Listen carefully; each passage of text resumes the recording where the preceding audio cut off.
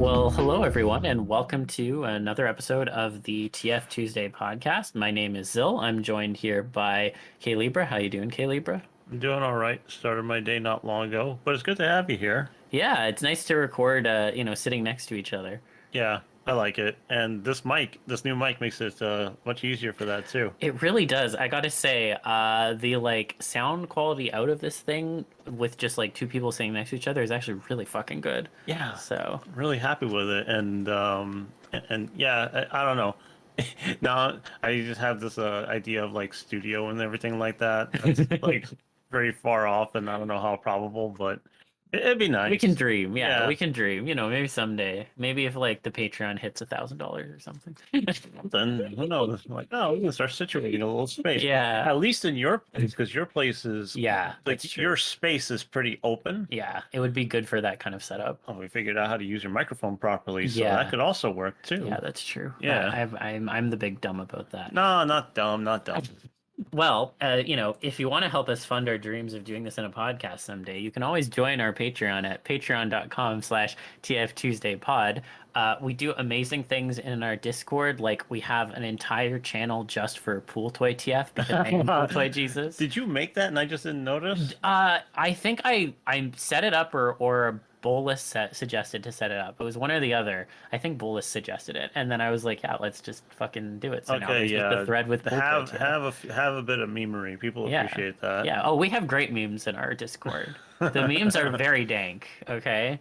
The vibes are sublime and the memes are dank. So if you want to have sublime vibes and dank memes, you can join our Patreon and you can shout things at us. And we will listen. It'll be great. Much appreciated too. We always appreciate that support. It makes us a little easier for when like the work part of it sets in. It helps, Yeah, that's true. Editing is when I start going, oh God, why am I doing this? But yeah, we also you pushed can it. just you can also just subscribe on YouTube, listen on Spotify, things like that, because those are much more free Those are free. They and are cheaper in some $0. ways. If you're already subscribed to Spotify, you just get a little more out of it, Yeah, exactly. Yeah. Yeah. All right. Plugs out of the way. We have a very exciting and special guest joining us today. So, Summon, would you like to introduce yourself? Sure, I'm Summon. I go by Summon the Electric Counts, transformation writer, and it's great to be here. Yeah, it's great to have you. I've obviously seen your stuff a number of times, not only your written stuff, but also you have a very particular Sona that I think stands out quite nicely. So I've definitely seen your stuff around, and it's great to have you on. So I'm just gonna little advisory. Well, I don't know advisory, but just let people know. Summon doesn't have a PC setup that can really support recording. They're doing the best they can through their phone. Yeah. So if you feel like the audio quality is whatever, then as long as it's audible. I don't really want to hear complaining because not every guest has the same kind of setup privileges, Yeah. equipment, things like that. So deal with it. Yeah, we meet people where they are. Yeah, so. exactly. Yeah. So yeah, I guess I was curious to hear a little bit about what got you writing in the first place, because every writer has a tragic villain backstory. So I'm curious to know what yours is. Well, it was grown in a lab as part of a practical joke to see if the scientists could make a human entirely out of meat byproducts and diet soda. Okay. I love diet soda, honestly. How much diet soda do you possibly drink? Because I had a manager who I always tell the horror story of. She drank diet soda every single day. It was a Diet Pepsi. She eventually told everybody how she was developing diabetes. That was really bad. And I was like, it's a Diet Pepsi. You never see you drink any water. Oh shit. I'm aware of it, but I drink too much diet soda. It's true. Yeah, I'm in the same bucket, Summon, so I feel you. This one over here sees how much Diet Coke I consume. Yeah, but I see you with that water bottle a little more often. I am drinking more water. Listen, I am telling everyone on this podcast at like the end of the episode to drink water. So if I wasn't drinking water myself, I'd be a massive fucking hypocrite, and that's not something I like. So let's just say that drink water or bad things will eventually happen. Oh God. But also water is better for just quenching your thirst. People used to drink like soda and shit all the time, and that does not. You say that, and I don't know. I just the Diet Cock really gets me going. Yeah. Listen, I love Diet Cock in my mouth. You okay? might as well drink. You might as well drink cock Because why are you going to trim the fat, the part that has the flavor? Excuse you, okay? Diet Coke has plenty of flavor. Anyway, sorry, back to you, Summon. What got you writing in the first place? Well, honestly, I caught the writing bug when I was a kid, and it later became an outlet for my emotions because I've always had a difficult time expressing myself in conversation. And what made conversation so difficult for you? The fact that people tend to talk over me. I usually, like when I'm in a room with a lot of conversations going on, I tend to clam up. It's just the way I am, unfortunately. But yeah, and sometimes also a lot of the time I'll spend more time thinking about what I'm going to say, than I have. Mhm. I see. So it's the kind of thing that you haven't been able to kind of build the muscle up for, because I know that there are times where if I'm just feeling exhausted, I'll just be spoken over and be like, ah, fuck it, you're not fucking paying attention. But Yeah. that's here nor there. I have gotten used to just very loudly repeating myself until everybody shuts up. Can confirm I've seen that in action before. Yeah, where I'm just like, hey, stop, stop, stop, stop, stop, stop, stop, stop, stop. And everybody's like, what's wrong? You first, then you. Yeah. Oh, anyway, sorry. Continue, Summon. Well, let's see. As far as where I got started, well, the first work I shared with the community was fan fiction, and that was a long time ago. That was back before I left the fandom. Although it's more accurate to say that I kind of shrank into the margins for about a decade. But then I came back in 2020. It was after almost a decade of sorting my life out. That's kind of when I realized that being a furry and a big fan of transformation were kind of vital to my well-being. I tried to spend some time evaluating how important this was to me, and I came back when I realized it's very important to me. Yeah. You said that was fan fiction that you did it, but you left the fan fiction fandom, or what was that? Now, I kind of left the fandom in general at one point. Like I felt like my life was in a lot of disarray, and I had to sort of choose between whether I knuckle down and finish my education, or basically tried to make it big in the fandom. I decided probably better to finish my education, and I don't regret that. It was the right decision. But which fandom? Because there's furry and there's TF, and then you said there's fan fiction, so that's like that Oh, could be like well, any fandoms. this was in the furry fandom. Oh, furry fandom. Furry Okay. fandom? Okay, all right. That's what I wanted to like clear up on. That's interesting to me because I did have like a quiet period as well, but it was definitely not as long as yours. Although I think like based on what you just said, like that reasoning makes sense to me. Yeah, which leads to my other question about that, because you said that you left the fandom. I don't really know what that means in respect to, well, anybody's participation of that, because that varies. So what does it mean that you weren't part of the furry fandom, and what did that, yeah, like what does that entail? Like what weren't you doing that you suddenly weren't a part of it? I basically wasn't talking with folks. I wasn't, dropping comments on people's work. I wasn't posting work. I was just basically sitting on the sidelines. Maybe adding some things to my favorites, but that was the extent of it. So it's more like you lurked for a while. Yeah, exactly. I was lurking in the market. Yeah, that's Gotcha. completely fine. Yeah, that's fair. It just ties back to the kind of stuff I was talking about the other day, Yeah, the other episode. Yeah, in the last episode, people getting fucking burned out and like having other issues, and then they have to fucking step back because they're like, I can't do this anymore. Yeah, and I don't understand that expectation. It's just like, oh, I must give something back. Like participation in a group is really overstated. I don't know where that came from. I think it's a self-imposed expectation a lot of people have. Maybe it is the desire to belong, because I know that I have a bit of that. A lot of us do. I think most of us do. But it still comes off as strange to me with like the degree that people are just like, I can finally give something back. I'm like, I never felt like I owed anybody anything. I can be grateful, but I don't owe anybody anything. Yeah. And that's one of the reasons I wanted to get into that, especially since you said it's vital. So what does being into furry actually, like, why is it that important to you? After stepping aside and kind of like I had to step back and evaluate just how important it was to me to sort of separate, a lot of the ritual and the bullshit from what was actually important to me. That's kind of why I stepped away too. I had a lot going on. I needed the time, but I also needed the distance. And I think that I should have come back sooner. But I also feel like the second time I came around, I had a much better idea of what was important and what I could deal without.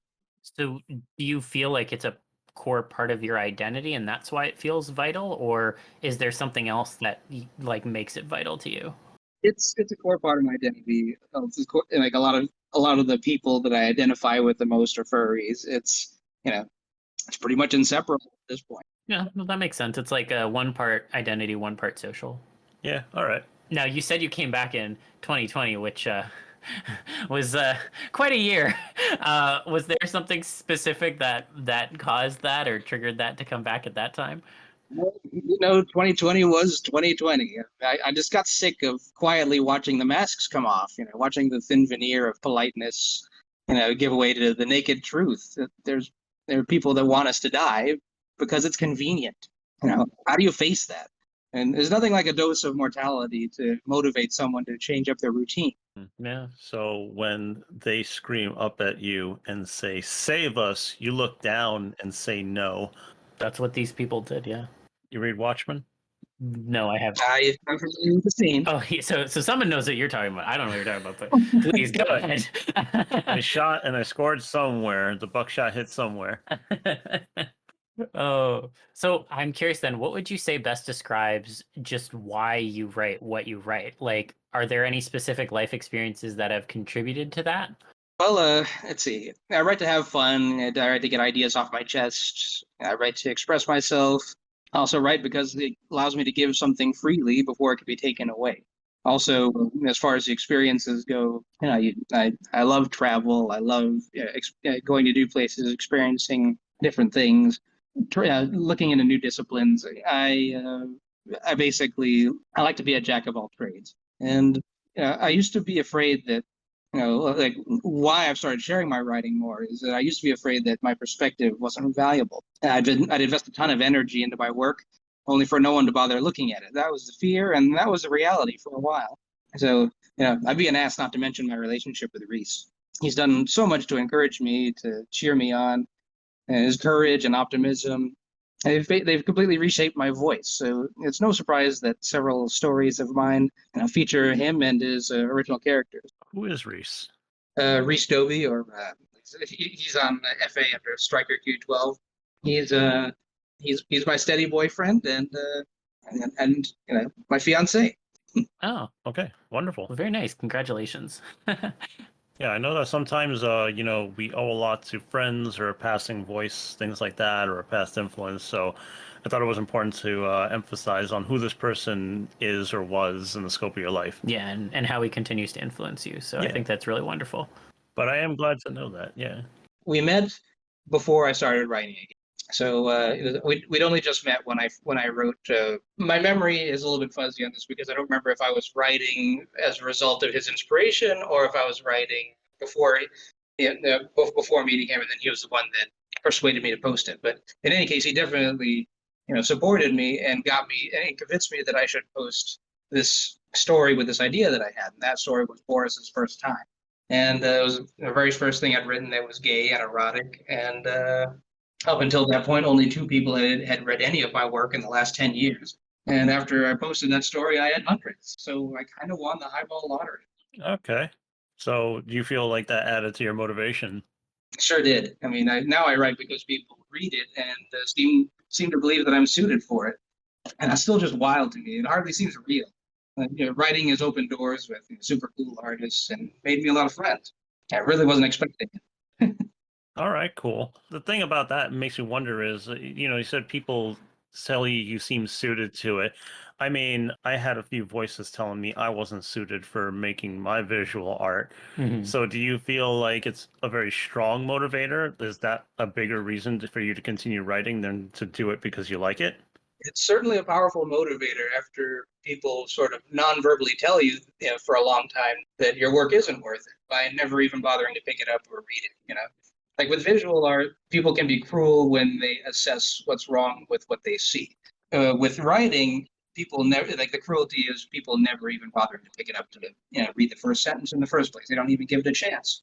Oh, that's the thing about visual art too. It has the same kind of thing. It just is not the proportion is different. But pound for pound, if you look at, say, a follower account and then wonder why aren't people, clicking the button as much as for this one as the other one, you do feel it. It's there for everybody who's creating and sharing their work, especially in this space when it's small enough that you can start to really internalize artists' names and styles. And you think, hey, I did a thing like this one, why don't people like it as much? And you could feel that. Yeah, and it's I'm not going to sit here and basically say that the engagement doesn't matter. It absolutely does. And I've had a lot of conversations with visual artists, who have been struggling to make a name for themselves. And at least in a couple of cases, I've basically gone through their work and tried to give them a little bit of advice, but not not try to get them to completely throw away their voice so that they can chase clicks. It's just essentially figuring out how to prioritize. Yeah, would you mind if I passed along a little bit of advice to your visual artist friends trying to make a name for themselves? Sure. Don't do that. Do not go and try to be big. Do not try to be known. Do not try to do that. Simply put out the things that you want. In the end, you are going to want to just be happy to creating, because then you'll want to stop. And if I had to base myself on what people wanted to create, I would not be making almost anything of what I actually want to do. I have felt better getting through my own shit, getting better at expressing it, and then eventually one day I had certain people who would fit my visions more, or they'd be interested in what I want to make. Or this one's something that makes me feel happy is when people say, I really love this thing that you made. Can you make one for me too? Assuming they're taking commissions or any shit like that. Yeah. But that feels good because it's just like, make one for me too is a unique kind of validation, but you're only going to get that if you bother to put your time and effort into the stuff that you want to make. That has nothing to do with building popularity, being known, anything like that. I mean, hey, being known really is just a matter of posting everywhere. And then, like, I don't know, you can also talk to some people if you really cared enough. But being social is good anyway, because art by yourself, especially in a crowd, can be very painful over the years. Kind of So stifling. that's my advice, especially to you, Zil. And I'm glad that you're not really doing that shit. But I know that you work really hard for your art and you want it to be appreciated. I mean, a lot of people want that. So yeah. Well, thank you.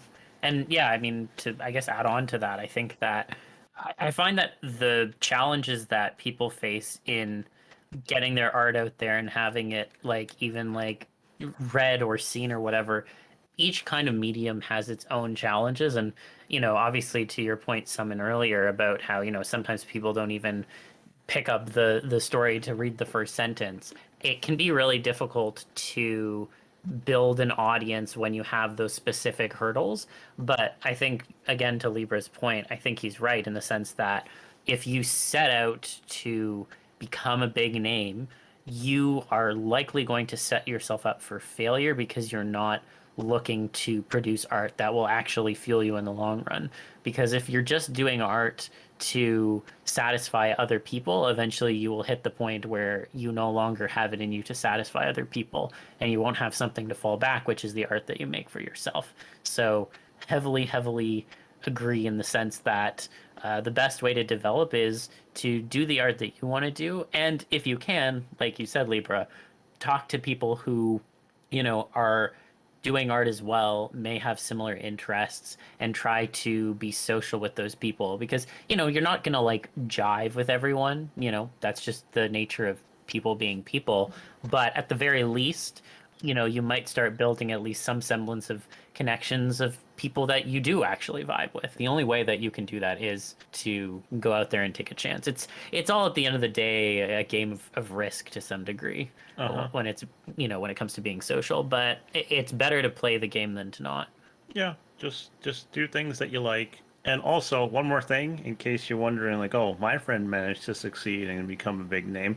At what cost?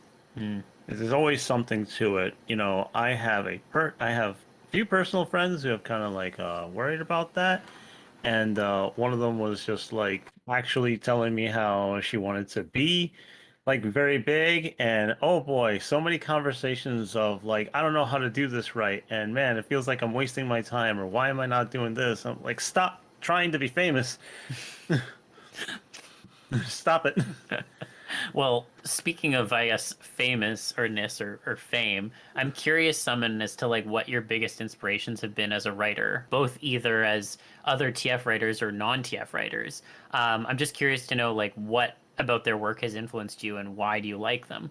Oh, sorry, I did want to kind of come back to the previous point. Oh yeah, sure, go for it. Go for it. Yeah, I completely understand that.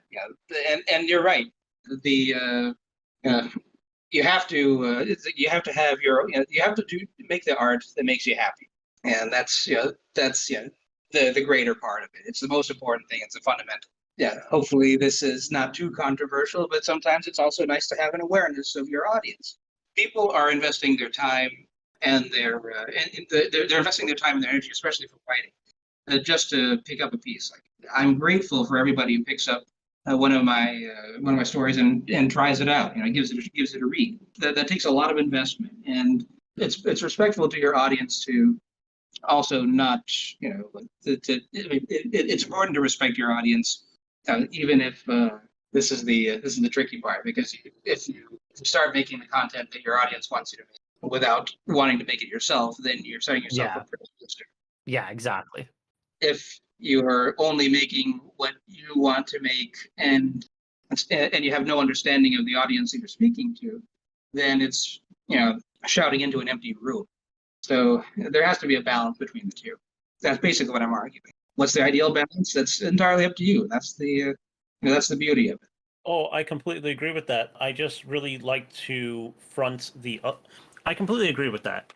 It's just I like to front the baseline of doing it for yourself, because it's easy to let the good feeling of public approval get away with you. And in the transformation art space, that shit can be like super addictive, because people can make you feel great about it. Because this stuff is really not easy to make. It's not, no.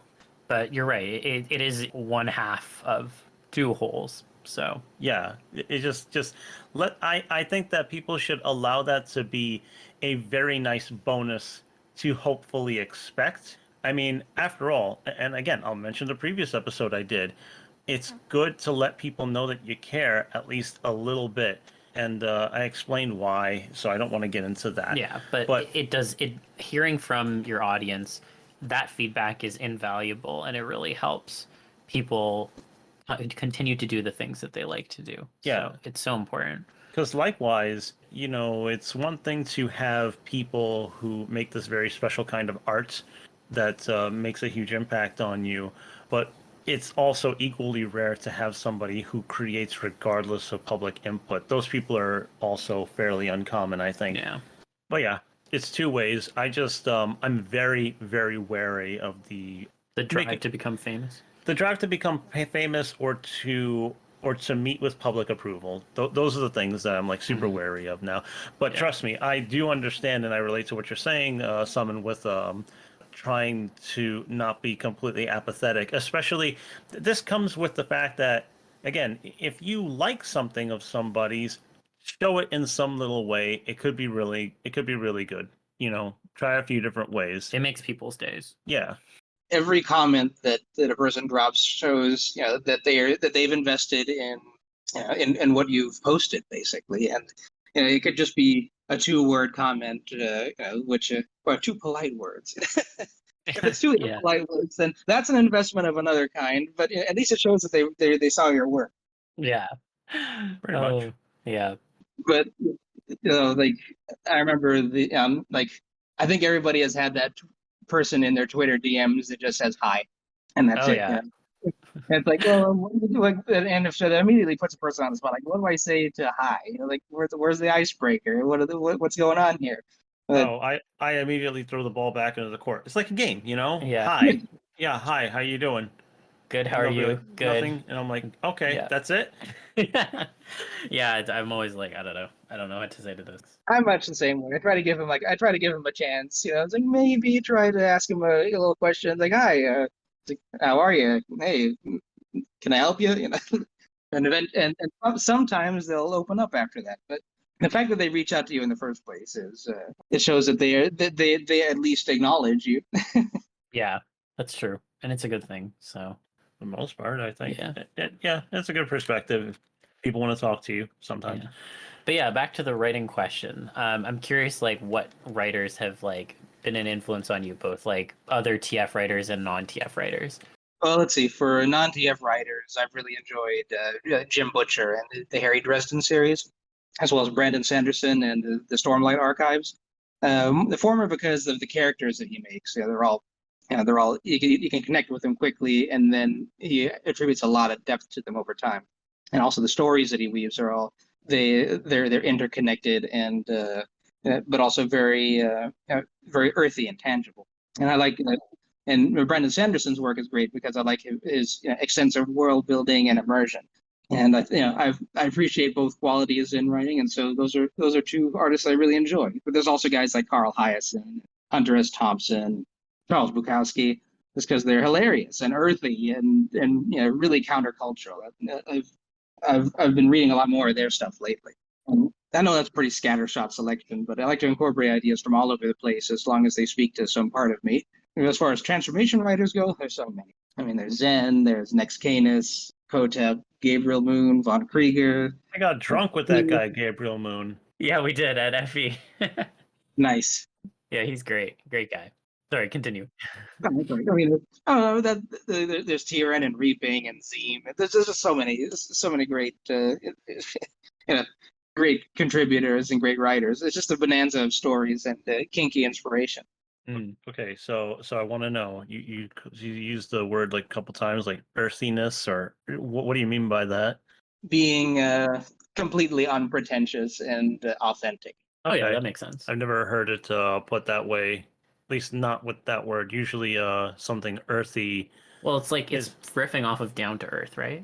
Is it? Yeah, I think it is. And morely, because whenever I hear something earthy, I hear it in terms of a flavor of a food. Oh, I haven't heard it in reference to someone's personality.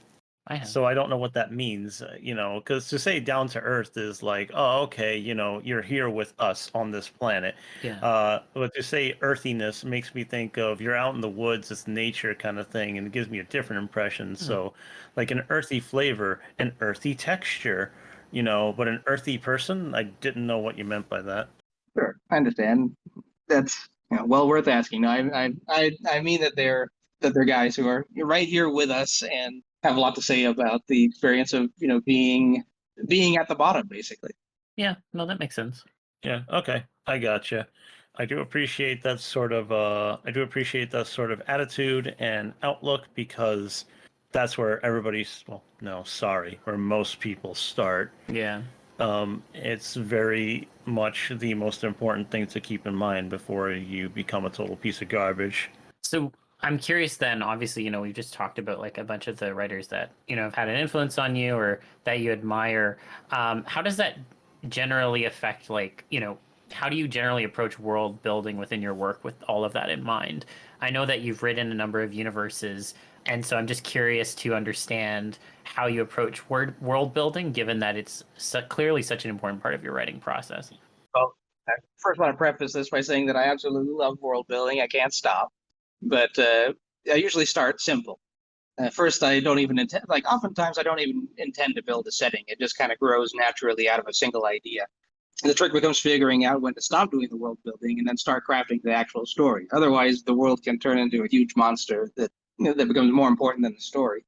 Case in point, I spent about 3 years building a world that I ultimately didn't complete any stories in. As a creative world building exercise, it was a great way to hone my craft. But I think I could have spent that time more wisely, putting stuff out that people would enjoy reading. But one setting I really enjoyed making was Hell in Diabolical Desires. The premise of a man, that'll start with a premise. A guy becomes an incubus due to a cursed fleshlight. And that was inspired by a piece of art. But as the story took shape and the central conflict developed, the central conflict developed into the fate of the main character and what would happen to his soul. So I kind of, channeled the spirit of Dante and basically turned hell into a world unto itself with an underlying logic. It's sort of like a perverse reflection of our own society with, soul-based currency, a 9-to-5 grind, a class structure, bureaucracy, and that most hellish of things, daytime programming. One of the best illustrations of that was one of the damned, one of the new arrivals to hell. he looks around and he's shocked by how structured everything is, and he asks, "Hell has a government?" And one of the demons replies, "Of course. Who do you think invented it?" You know, you mentioned that, and I remember a game called Get Out of Hell. It's a Saints Row game. You ever heard of it? No, actually, I've heard of Saints Row, but I haven't heard of the of that particular game. Get Out of Hell was a similar kind of game, but you literally go to hell, and you have your open world there. And it's funny because even though it clearly looks like what hell, hell-ish thing, when you see it, there's still roads, there's still cars, there's still places to go and businesses. It's very silly, and there is a currency called wages, So it's I think of amusing stuff like that because yeah, it's just very amusing to me. And also I just damn, there was something that I wanted to say. Oh yeah, that was it. Yeah, I do like putting the underlying logic to something like hell. And I know that Dante's Divine Comedy was really good for that because it was able to just kind of twist things into something generally horrific. And for the sake of people listening here for this, I forget which one of the inner circles of hell was for thieves, but do you know about what happened in that circle of hell? Let's see, wasn't that the circle of greed? No, not greed. There was specifically one for For thieves. thieves. Yeah. It's eluding me right now. Well, I Oh. don't know. I couldn't number it. Well, go ahead. Oh no, I don't know the answer. Go ahead and tell me. Okay, so the space for thieves in hell was that people would be chased by snakes, and the snakes would bite at your heels. And when they bite you, they transform you into something else. And every time they bite you, you turn into something else. Because you stole from people, your body, they'll steal your body from you for eternity. That's the punishment. Gotta admit, that sounds I loved Dante's ironic flair. I think my favorite was from Wrath, where you basically it's like, for people who are angry all the time. It's like, oh well, you're angry. We'll give you something to be angry about. We'll throw you in a river full of shit where you're fighting for eternity with other people, swimming around in a river of shit. Yeah, pretty much. Pretty Sling shit, effective, swim yeah. in it. Yeah, it's true. It's that kind of thing. Although I will say that regarding of how your character there becomes a demon, I resent the fact that fleshlights don't usually come with a light. Yeah, that would be handy. And I know they only call it a fleshlight because it's shaped like a flashlight, but give us a fucking light. Yeah, is that so hard? Oh my You god. can make it look cool and put little patterns in But it. what are you gonna use the light for? It's on Does your it- dick. Yeah, because you get to look at it. So it's gonna light up your dick? Is that the idea? Yeah, why not? So it's good. Are you saying like internal lights that like spotlight your dick Wouldn't on you the want inside? a glowing cock or something? Yes, but I just No. What are you complaining about? You know what Reddit I discovered the other day are glow tits. You want to know what that is? Is it glowing tits? Yes, it is. Oh my god. There will be women who will put high power flashlights like to the sides or under their breasts and make them shits light the fuck up. It's very interesting. Well, people famously love to have recreational sex while the power is out. So I figure, a flashlight that's also a flashlight.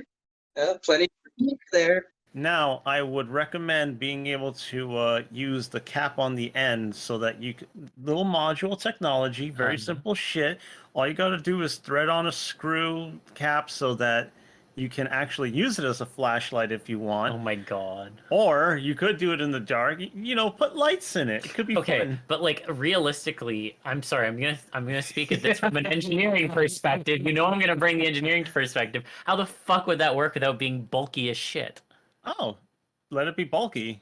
But like part of the whole like thing is the fact that it fits easily in your hand, so that you can slide it up and down your dick. So if it's like too If big you for are you to fucking somebody, you don't fit them in the palm of No, your I hand. know So don't that. take it because it's cool. Oh my god. Okay. I'm just saying from an ergonomic perspective, it's going to be less than optimal. So what you're going to do is that you're going to treat it like a person and cradle it with both hands and actually thrust in it. Don't be a lazy piece of shit. Ugh. If you want the cool thing that lights up. I think this is a bad idea from an engineering perspective, but it's cool in theory. Oh, if there's a will, there's a way. We made video calls possible on a watch. Don't you tell God. me that this couldn't be done practically. All right, well. Also, USB-C charging. Oh my god.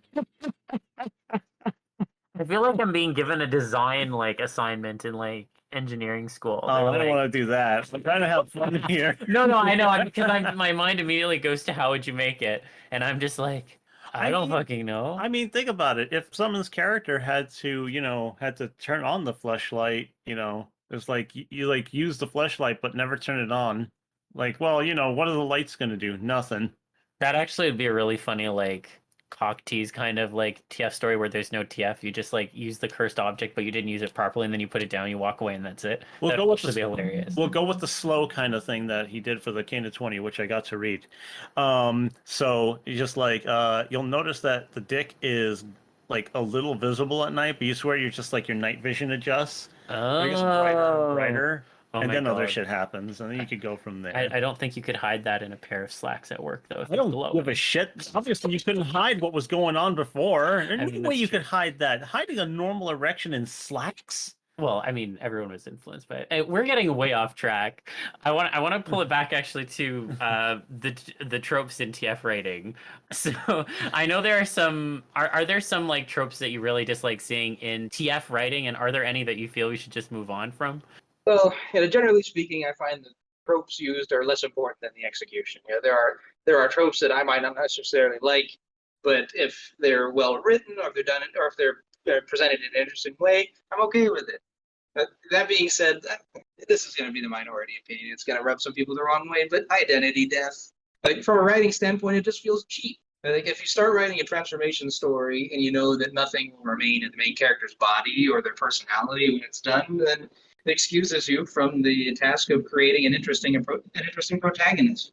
And sure, if you do that enough times, that can condition readers into ignoring any of the setup and preambles, and no one expects anything of value to happen there anyway. So they'll just kind of skip ahead to the good stuff, which we all do. But it's also, but we also don't want to punish people who are actually reading the whole story. And on the other hand, if you do put effort into creating a fun character and establish their motivations, only for their brain to then dissolve, it kind of feels like snuff. I've had meaningful discussions about this with some readers and fellow authors, and I don't want to disparage identity death as a storytelling device. I just know that part of the appeal is that some folks want to escape from a life of stress and personal struggle and just kind of want to be in a position where they're not thinking about all that stuff. I get that. But it's also important as an author to establish that through the story. If nothing else, it helps connect with your intended audience. So it's interesting you mentioned that. We've talked about this on the show before, and I am someone who does enjoy identity death or like identity supposition. I'm still trying to make id sup catch on. It's not really doing that, but that's fine. I think one of the things I'll just mention in relation to what you said is if you put in the effort into building a fun character and then their brain, is like completely changed, it feels like snuff. I would argue that in some cases it definitely can be that, but I think there is still enough nuance within the topic writ large that it doesn't always have to feel that way. For example, I think about when identity death is played up as like a positive thing. So like, for example, someone assumes an identity that is very confident, or it feels a lot of satisfaction in what it's doing or what it has become. Even if you don't necessarily remember what you were before, in those cases, there's still definitely been a development of the person. And, to stretch it a little bit, you could argue that because you have shed away one mentality and gained another one, in some cases it could be direct character development, or at the very least an analogy for some other kind of thing that happens in the real world. So I do think it can be used in a way that is meaningful and not only articulates a message for the character but also for the audience.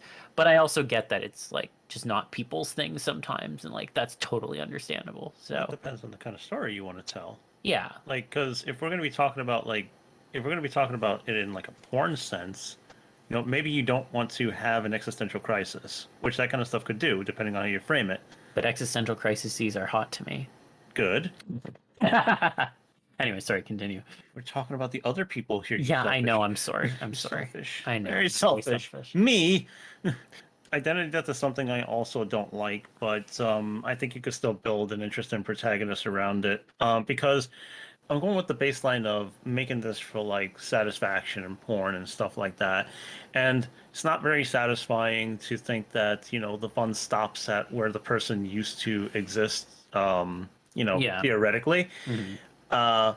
But I mean, like, there is something to be said about being being able to use the death of an identity, or at least the suspension of one. Mhm. Because if you have a story where somebody eventually just kind of loses time and something else seems to replace them, if they come back, well, you can build a character around how they cope with the fact that they're losing time and they don't know what's going on, that they wake up and things are different, or that they've noticed certain people are looking at them strange, or anything like that. You could do a lot of really interesting things with that, and it has very little to do with the fact that they're having a character arc within, like, experiencing the different body or the changes themselves. Mhm.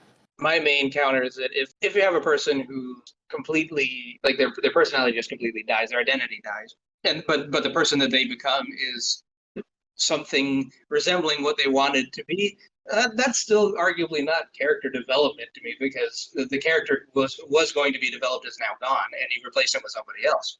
But as far as the other thing, where, okay, a person transforms and they turn into a different person, and it's for an indefinite period of time, but then that person goes away and the original person comes back. I can get along with that, but I think that's a completely different thing. That's like a suspension of identity. It's sort of like like with a lot of werewolf fiction, where you have somebody transform into a bestial self that doesn't remember what they the human doesn't remember what the beast did, and the beast doesn't remember what the human did. That's pretty common. I don't really have an issue with that.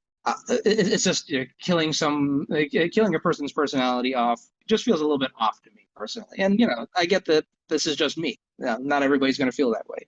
Yeah. Well, I'm not talking about specifically something that's appealing. I'm talking about what's entertaining and engaging.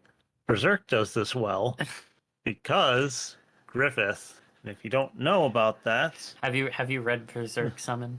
I'm familiar with it. I regret that I've seen the recent animated movies. I hear that they don't hold up well compared to the original no, they're fine. comics. Oh, they okay.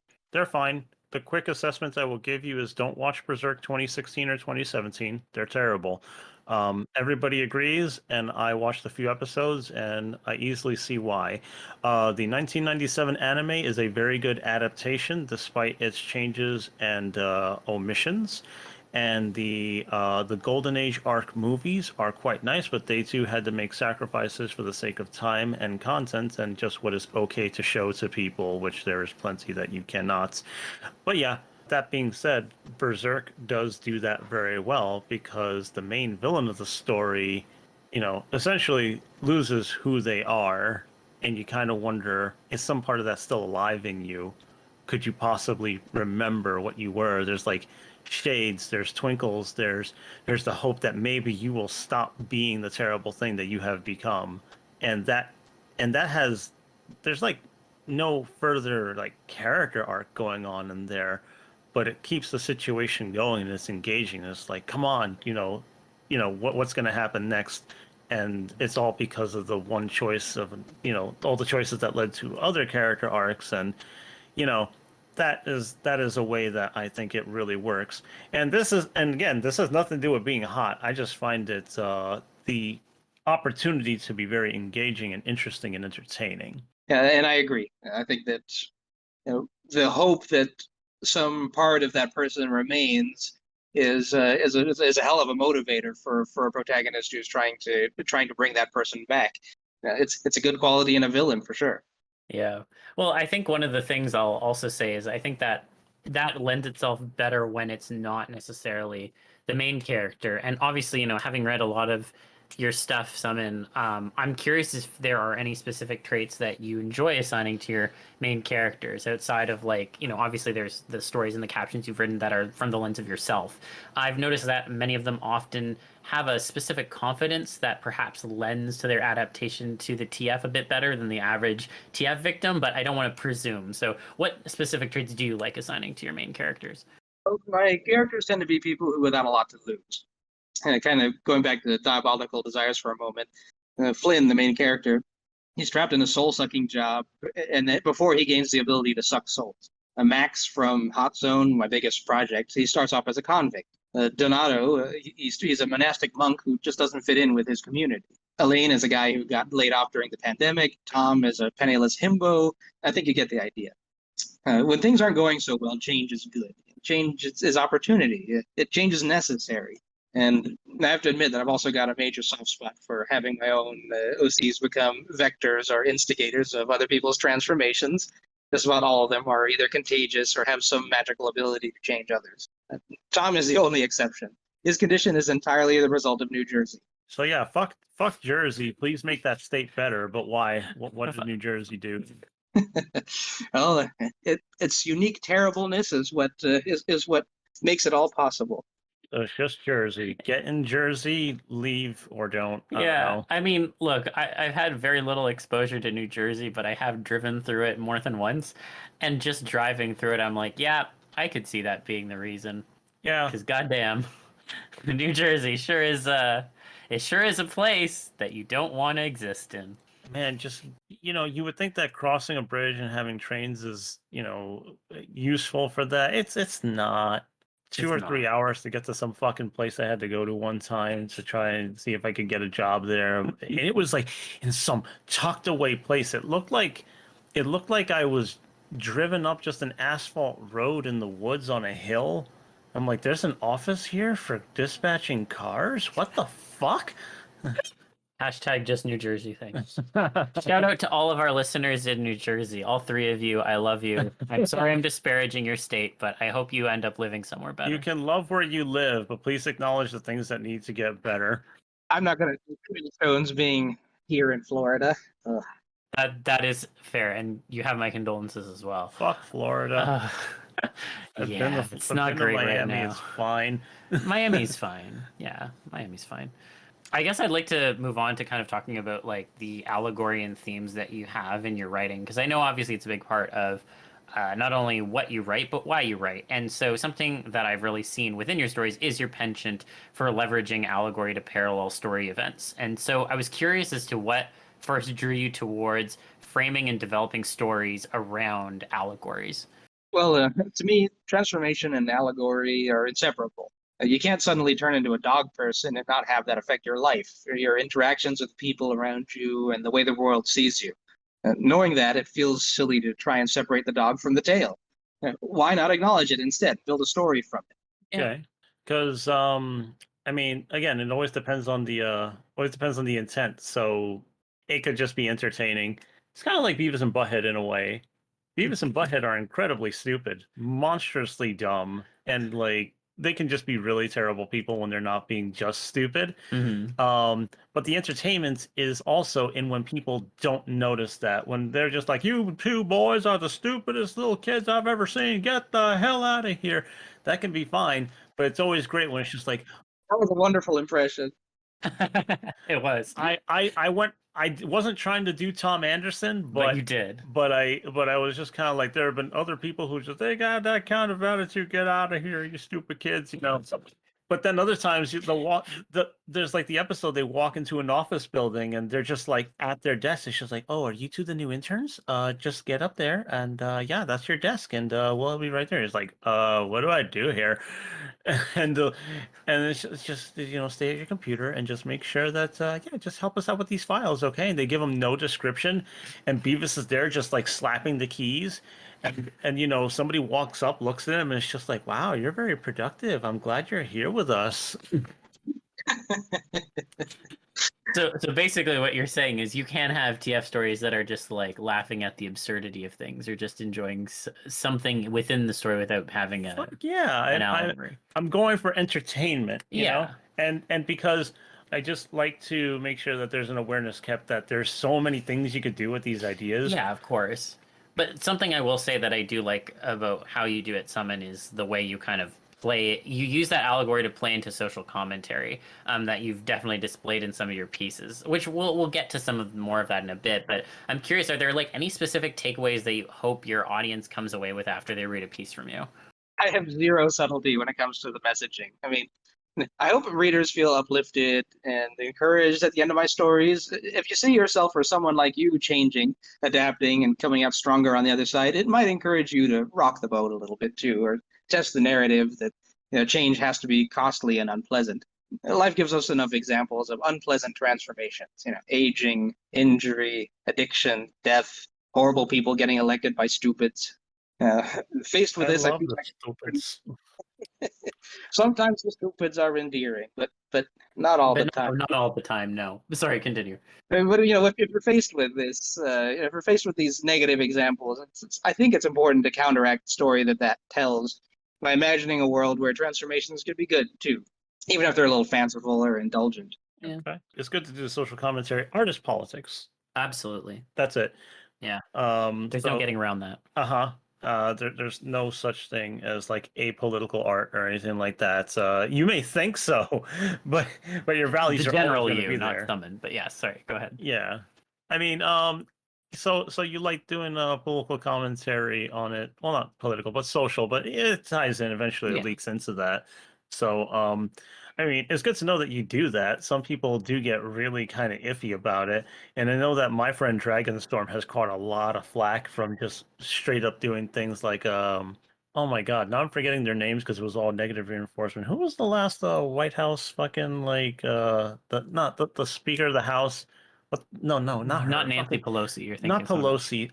Who was Trump's mouthpiece for the media for like a while? Oh, are you thinking about Sarah Huckabee Sanders? Yeah, Sarah Huckabee Sanders. I think he turned her into a pig or something like that. Oh, Loki.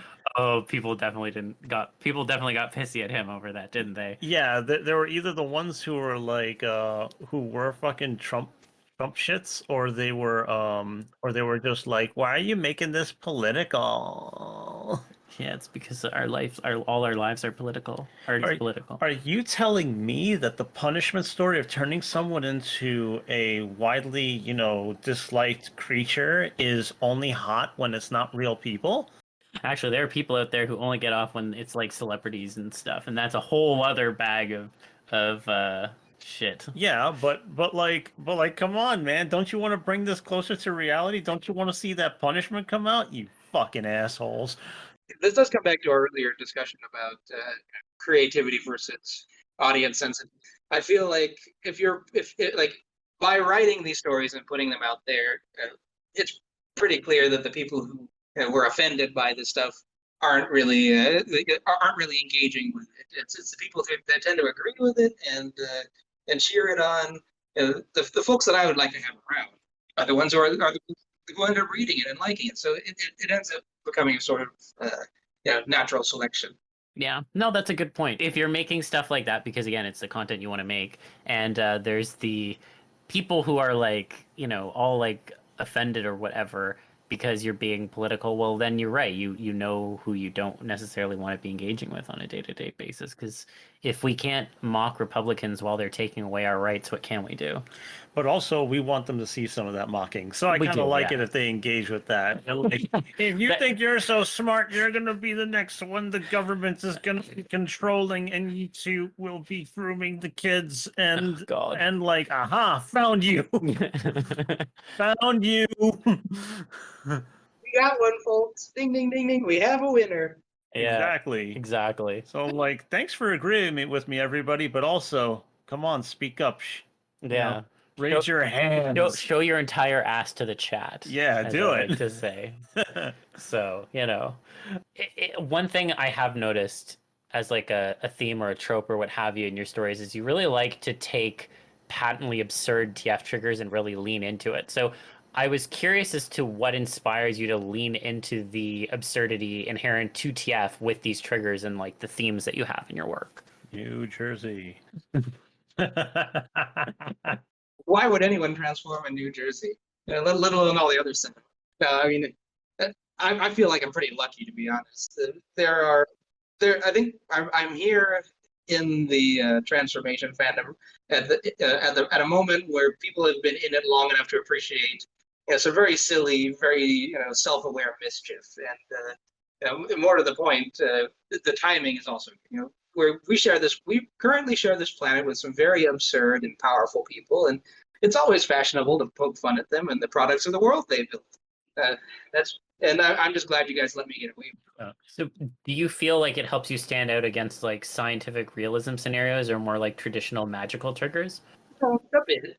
I happen to like scientific realism scenarios and magic and weird magic curses, but how many stories are there where people get transformed by sentient corn syrup? Not many, but have you ever heard of Parasite Eve? I have. Yeah. So like did you get your sentient corn syrup by having the certain allergen that can't be separated from it gain sentience and therefore change the people that it gets inside of? No, actually, I didn't know that was the mechanism for this. Yeah, it's the mitochondria and the cells in Parasite Eve. That Yes, are like, in Parasite "Fuck Eve, this." yeah. Mitochondria, because it is not natively part of our bodies, but instead is in a symbiotic relationship with us, is proposed to have become aware of its existence and it has become aware of its importance to the survival of our species and the species of pretty much almost anything that's alive. So it begins to rebel and try to create a being that is superior to all. Because mitochondria is the powerhouse of the cell. Yeah, and that's why it either sets you on fire or melts you into useful goo. Or mutagenic goo, actually the goo gets onto things and Yeah. it changes them into monsters. I mean, they went straight to killing us. I mean, couldn't they have formed a union first? Oh, Yeah, we I were would've the liked them. oppressors. Yeah, I guess we were the oppressors. I wish the mitochondria would have unionized, though. Yeah, That'd no, be great. that way they would have given us an ultimatum, and then a bunch of obnoxious people would have rejected it, and then we'd all be dead. But at least it would be our fault. It was the tyranny of the cell, Yeah. That's pretty much how they framed it. So I think about that. It's like, if corn syrup's alive, I also think of Parasite Eve. Oh, by the way, did you ever read the book? Did you ever read the novel that the games are based on? I have not. Would you believe? Okay, so that's the thing. A lot of people don't know that it's based on a book, and I read the didn't know book. that. Yeah, it's very interesting because it was actually written by a medical professional. So I'll say that the beginning of it is very dry, but it's very worth getting through because the scenario is really interesting. It's very fucked up, and Yeah. it makes the game, the first game specifically, first game good because it also Do you have a lot of feelings about that, Libra? not for this runtime. Not for this runtime.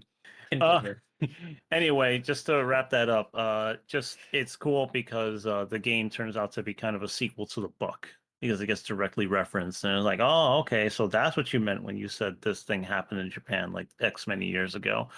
And if you want to read an interesting little book, I say give it a try. I don't know if you'll like it, but you get your very interesting scenarios there.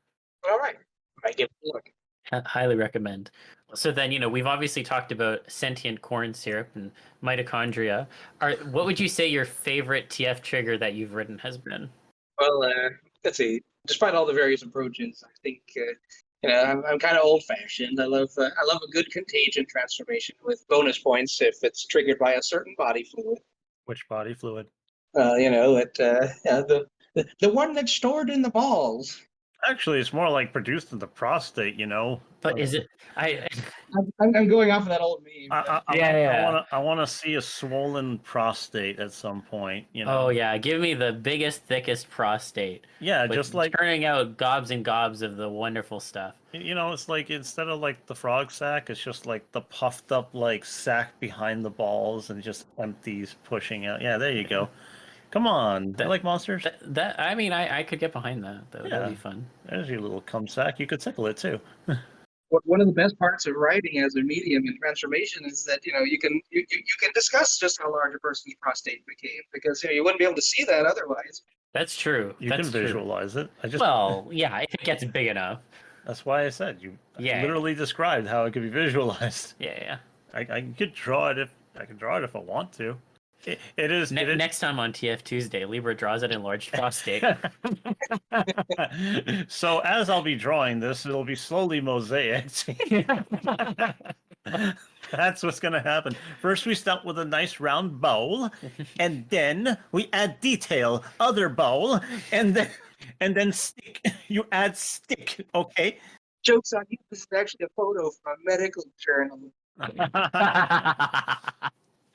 love that. This is a tragically swollen prostate. We don't know what the prognosis is. This ain't looking so hot for you, Dark buddy. fucking twist. Thank you, God. Geller. I Oh miss my God. you. Fucking hell. Oh man. So then I gotta ask, we've obviously talked a little bit about absurdity and TF here. What do you feel makes your approach unique about embracing the absurdity in TF? Like, have you observed a specific difference from others' works on the topic compared to your own? Truth be told, I haven't read a lot of other transformation stories with a patently absurd trigger. I just really can't answer how or if my work stands out from theirs.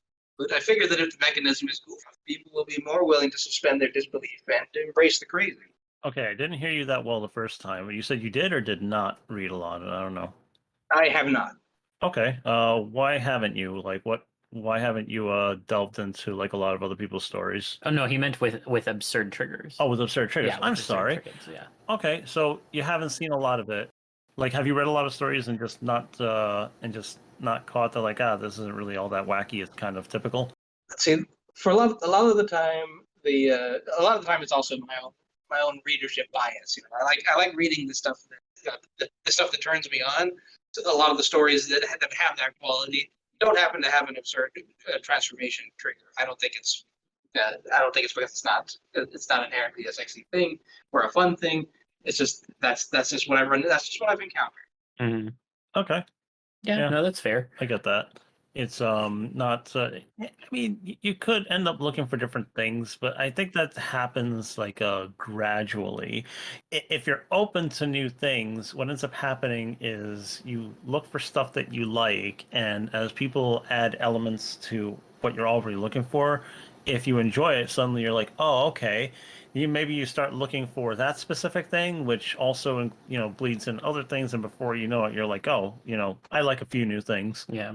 Yeah, I will say that, and maybe this is a specific bias of mine because most of the stories I read are but I will agree with you, Summon, in that it is often rare to see written TF stories that have more like absurd triggers, at least on that axis. Honestly, like I was sitting here thinking about it, there's only one story I can think of where there was like an absurd kind of trigger, and it was like someone accidentally ingested something that should have gone in the trash, and then just continued to consume trash until they turned into a trash can. I'm literally not kidding. That was the transformation.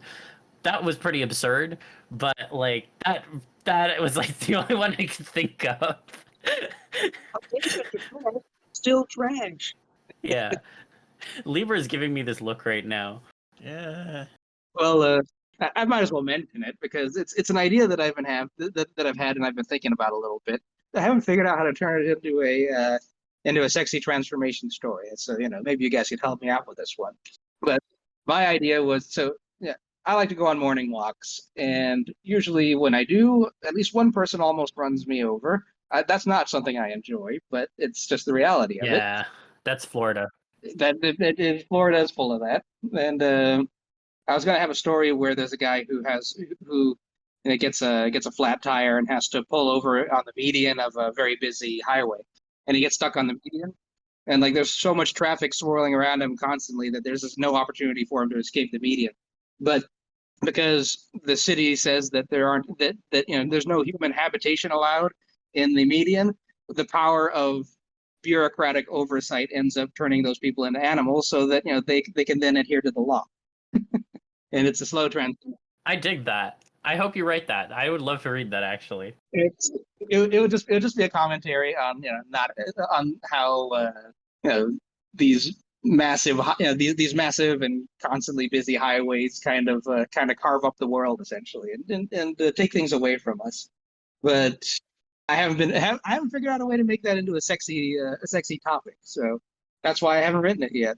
I am confused because why would they allow animals to live by the highways when that's large? No, he was saying that it's like humans shouldn't be there. Yeah, humans shouldn't be there. And so if you're going to be there, then the magic of the bylaw is going to change you. Yeah, I know, but then like they wouldn't want you there either, so then that would kind of suck, and that's where my mind goes. You either gotta, because it's either it's dangerous for the animals or the drivers. That's if you're going into straight animals. Well, birds, you'd be fine. It seems like fly away. Sometimes. Yeah. That's where my mind went. I'm like, oh man, that kind of sucks, But if you want to make it sexy, That's just it. It's a sucky situation. It's not a situation someone would want to be in. They'd be trying to make the most of it. But you could also time the progression of the change so that you would only like fully become the animal once it's like 3 a.m. or something and the highway's like dead. Oh So no, then you could escape. what I would say is that you'd have the urge to stop driving and pull over on the shoulder and just kind of sit there and wondering why all these things are like building up in your body and why all these sensations are happening and so on and so forth.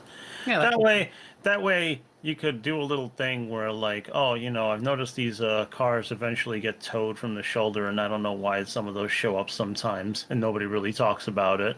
But then, you could have these little situations where somebody's just kind of sitting in the car and kind of noticing something about themselves.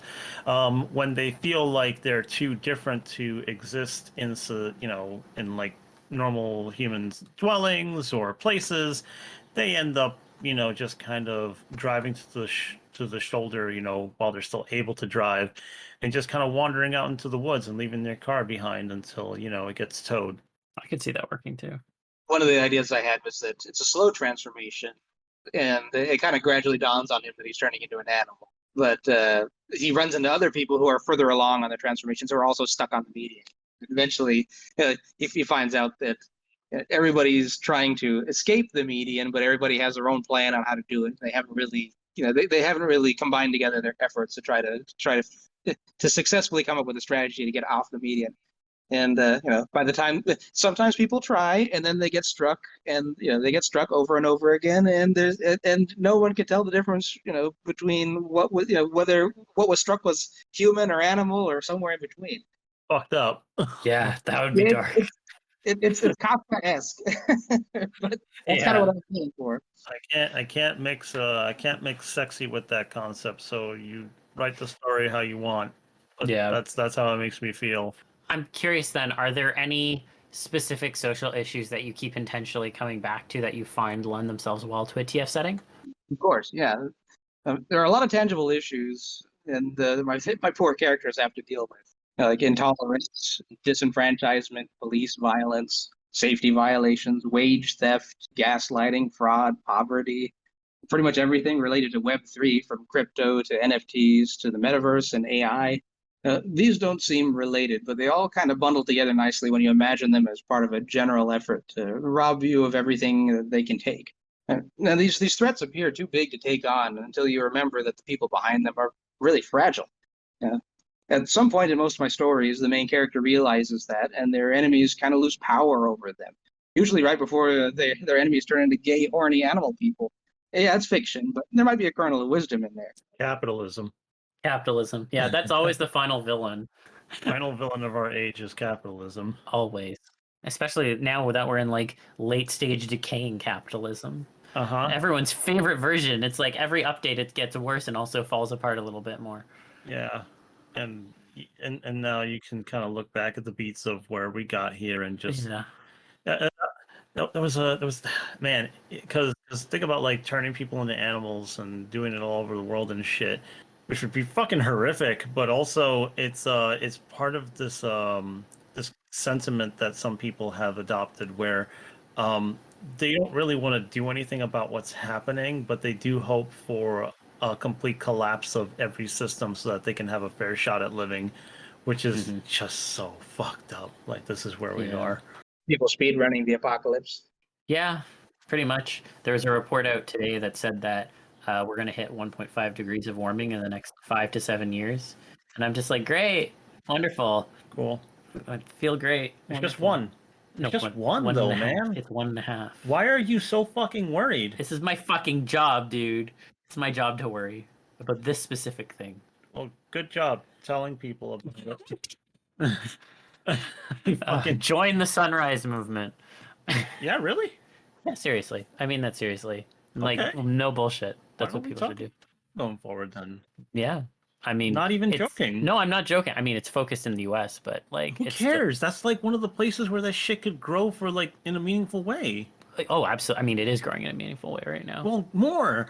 Yeah, I'm agreeing with you You know here. about it? You gotta tell me about it after. Okay, I'll have to tell you more about the Sunrise Movement after. Um, so we do actually have an audience question as well, and I wanted to make sure we left time for that. So this question comes from Bolus, and Bolus says, besides Changed and the well-known Phenoxo games, what are some lesser-known TF computer games that you all have enjoyed? Now, I want to let Summon go first because I think Libra and I are going to say the same game. So, Summon, do you have any thoughts on that one? I don't know if this one isn't well known, but I remember the impact that it had on me and the homage that I wrote for it. But an arcade game called Cadillacs and Dinosaurs, and it was a Capcom game back in the side-scrolling beat 'em up era. And like one thing that hooked me about at the midpoint was that there aren't just humans and dinosaurs in the game. There are also humans that turn into dinosaurs in the game. And it's like, okay, now you have my attention. That got me feeding quarters to it till the very end of the game. But but yes, as far as a mainstream title that had transformations from human into dinosaurs, that's it's hard to imagine something better than that from my perspective. Yeah, I think that's a solid one. What I want you to say. What game? Cassette Beasts. Oh. Cassette Beasts. Everyone should go buy Cassette Beasts. I was thinking old. No, I'm talking current, y'all. Like, don't sleep on this game, okay? It's like Pokemon, but better because you become the Pokemon. Yeah, you become the monster, and you also and you are always out there in the battle. Yeah, you are taking the brunt of the damage physically yourself because you are the monster. You are at risk. You empower yourself, and fusion. Yeah, fusion. You merge. It can be a cheap tactic to make yourself stronger, but that's okay. I mean, cheap in quotations. It's a Steven Universe reference. I think. Oh yeah. Okay. Oh, but don't worry, their personality flaws, blah blah blah, whatever. We can get controversial about Steven Universe some other time. Yeah, another time. But yeah, Cassette Beasts. Yes, it's so good. Okay, yeah, I'm not gonna pick any other answer. If you don't know what Cassette Beasts is, look it up, and if you can't buy it, tell somebody who can to buy it. Especially if they like Pokemon. Yeah, it is very clearly like, oh, this game just wants to be Pokemon. No, it's way better. It takes on a few of the qualities, but don't get it twisted. Yeah. It's I'm just gonna say it's better. It's better now than what I really wish. Yeah, Pokemon should take notes from this game. Yeah. Also, who can forget the sprinkles of Eldritch horror in the game? Oh yeah, you do not play as a kid. You can also romance characters because it's not just you; it's you and one other person. Yeah, and you have a team of people you can pick from. Yeah, exactly. Yeah. And you're an adult, yeah, like you said. So Yeah. You're either an adult or a teen, but the point is everybody seems of age and everything is just like, yeah. So you don't have to feel like very out of place. Yeah. You could choose your fucking pronouns, man.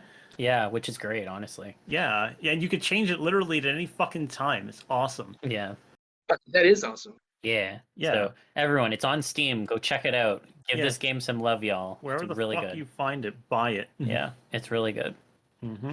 Well, that was, I think, all the questions we had for you, Summit. I don't know if you have any questions for us.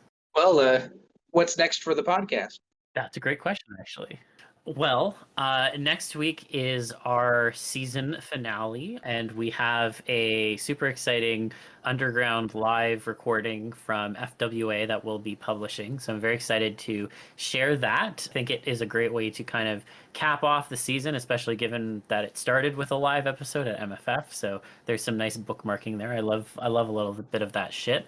And then we'll be taking a bit of a break. We won't be going to interludes right after the end of the season. I am actually going to just take a break, but we'll be coming back sometime in July after I'm back from Anthrocon. So and hey, maybe we'll have some content from Anthrocon there too. So I think we have a lot of stuff that's upcoming, and I will say that the support of people and the people who continue to listen and show an interest in the show have really helped keep this going. And frankly, and maybe I'm just speaking for myself, I don't know about you, Libra, but I don't have any signs of slowing down. So I mean, I want to keep doing this. There's so much to fucking talk about, and I just want to keep pushing.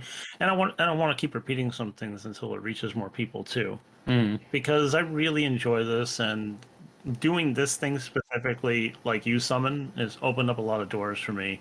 I think that if people really want to like embrace this or use this as a stepping stone to better things, I want to be somebody who could at least be some kind of positive influence, because I know Yeah. I needed it, and I was lucky enough to get my own, but some people aren't so lucky. So I don't know, kind of a thing, just a supplement for some Yeah. people. I also, in terms of what's next for the podcast, I'm gonna see if I can try to learn a little bit of video editing. It would be nice to put like a thing in the YouTube video sometimes for somebody to look at. Hmm. You know, if it's like a clip to fade in, or just an image to put on or something. That way, anybody who likes watching on YouTube can, can have something to enjoy. Leave that in your hands because I do not have the patience for that. That's okay. I'll see what's up. It's something I want. Yeah, no, I know. Something I want, because I've seen other people do it, and I'm like, I like that. Yeah, no, I totally get that. So yeah, that's the kind of stuff that both of us have in mind for what's going to be coming up. Did you have any other questions? Well, I guess I kind of do. Yeah, So go for it. obviously, let's see, obviously we know which of the stories was that Libra thought could have been better. But did you have any that you thought were pretty good? I mean, first of all, I thought that the first entry was quite good. I thought that the little kind of like joke at the end, I mean, it wasn't a joke, but like the kind of comment at the end about like, oh, it was like the wrong like piece of clothing because like the TF was triggered by the piece of clothing that got delivered, blah, blah, blah. I thought that was a little bit humorous and I enjoyed that. I did say I would show this to Libra later, but I did read the Frog TF story that you wrote for Bradley Fox, and that Frog TF was very good. And I'm not even necessarily the intended audience for that, but it was very good.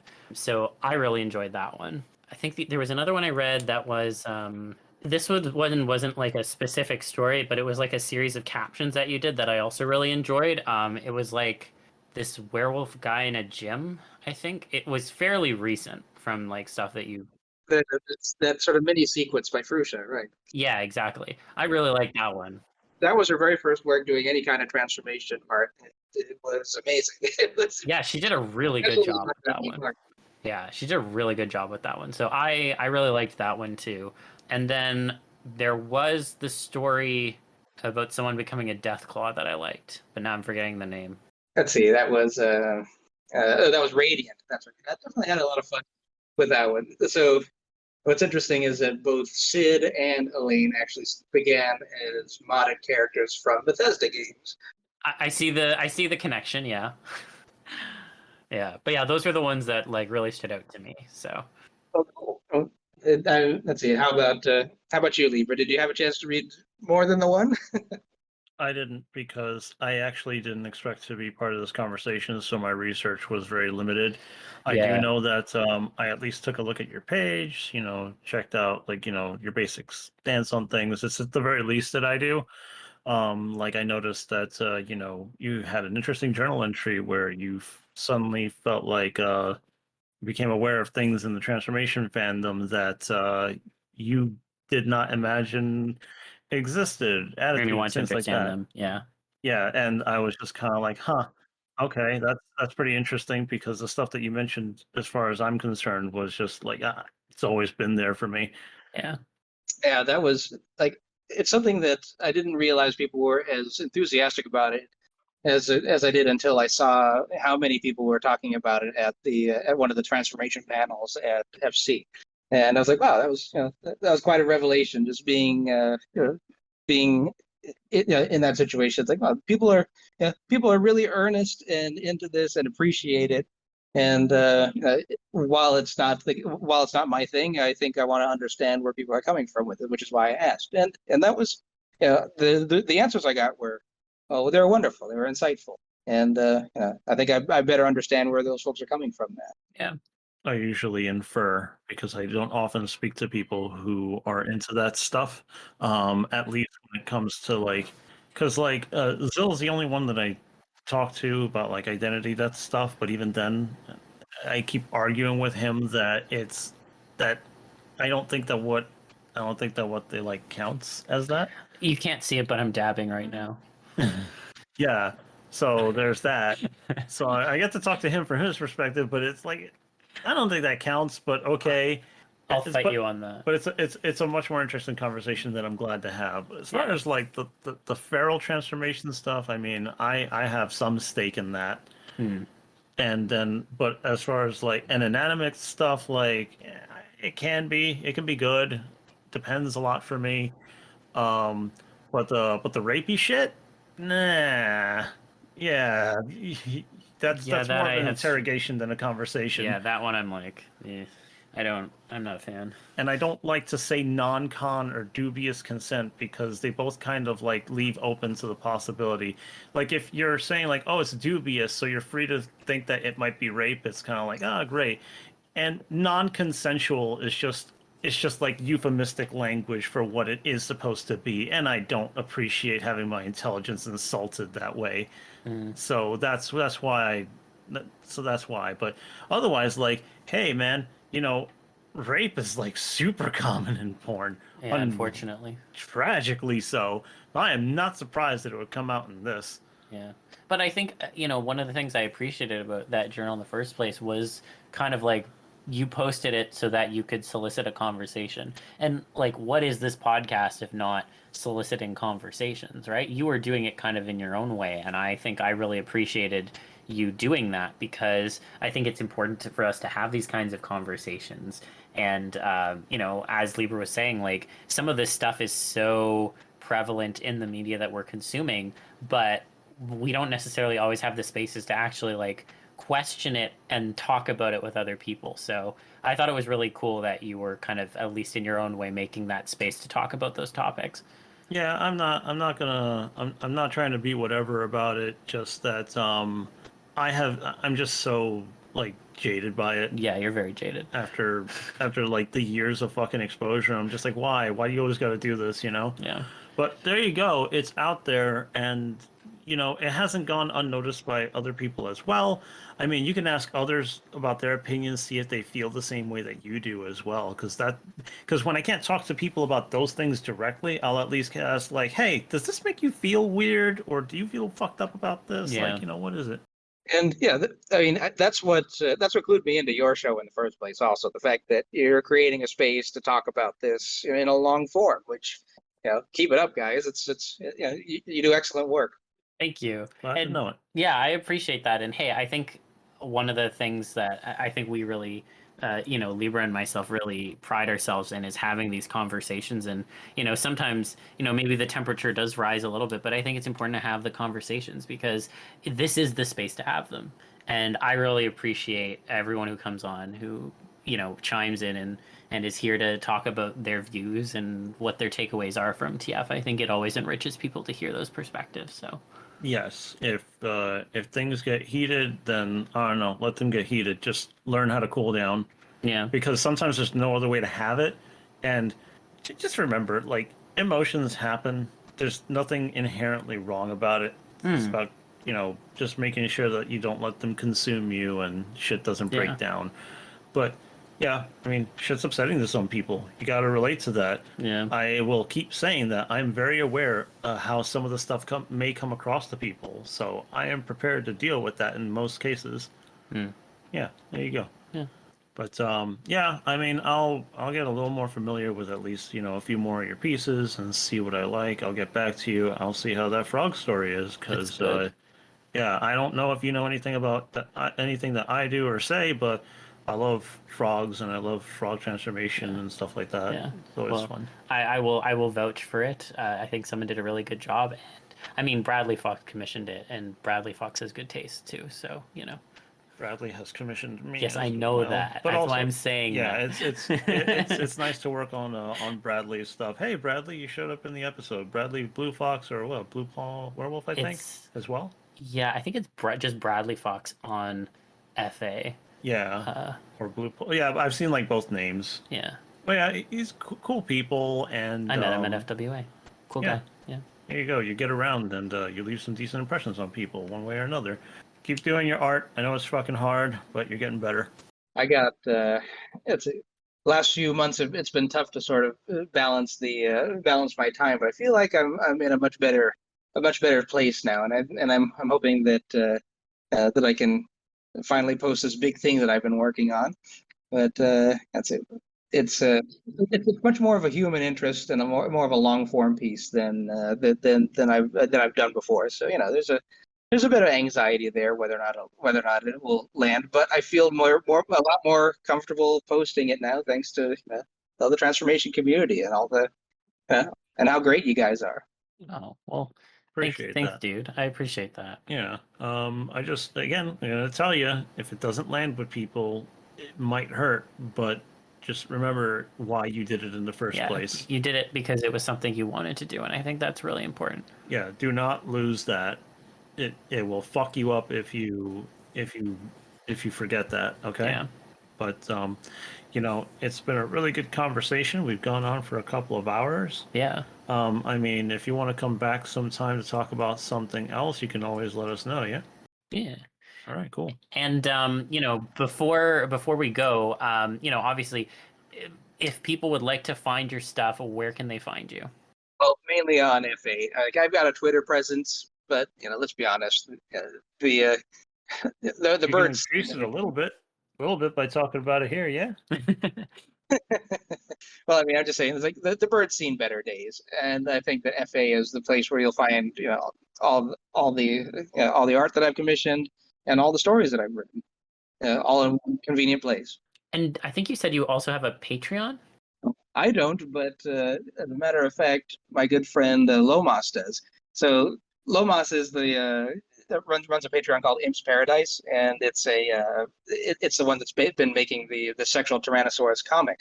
Ah, And yes. let's see. So yeah, we could. I'll send you the link for that. But yes, like there's a whole bunch of transformation comics on there for a monthly for a low monthly fee. It's a really great deal.